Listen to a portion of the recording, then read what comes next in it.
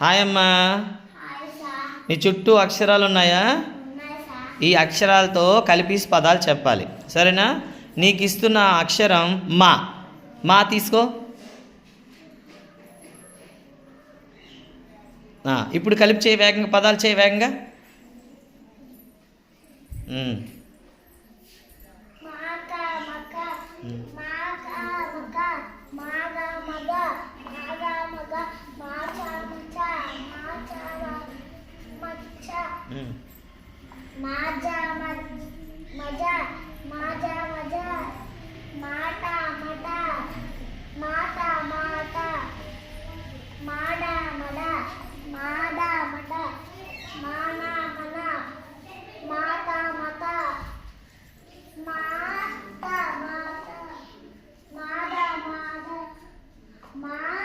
Friends.